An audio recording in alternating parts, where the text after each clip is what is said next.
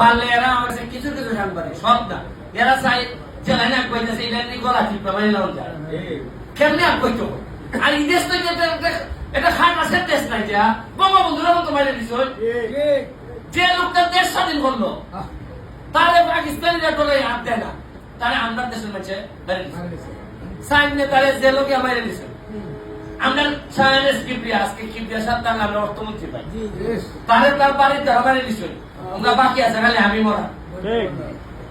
এখানে একটা গীতা কইতাম আপনার মুখ খারাপ হয় তোমার তো খাট আছে দেশ আমি জীবনে দেখছি না যে তাই পালা হয় এটা মেনে দেয় এরপরে পৃথিবীর আর কোনো দেশও নাই খানির 2 নম্বর ওই আমার খানির মধ্যে 20 মিশাই আমার বাতিজা রাখা হইতেছে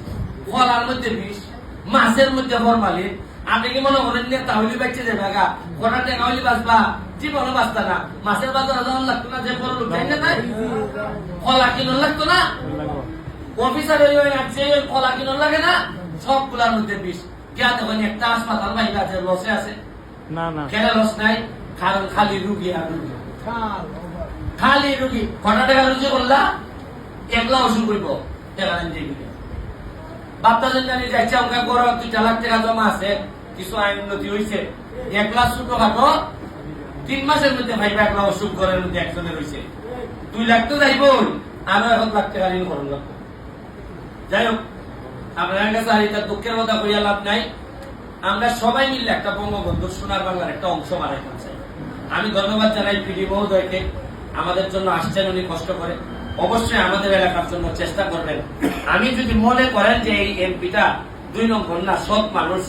টাকা বানায় না কেউ কাছ থেকে বাঘ পাটোয়ারা নেয় না তাহলে এই এলাকারে আগাই দেওয়া কিন্তু তাদেরও নৈতিক দায়িত্বের মধ্যে পড়ে যাবে আমি বিশ্বাস করি এই মাধবপুর সোনারঘাটে আমার যৎকাল অধিকার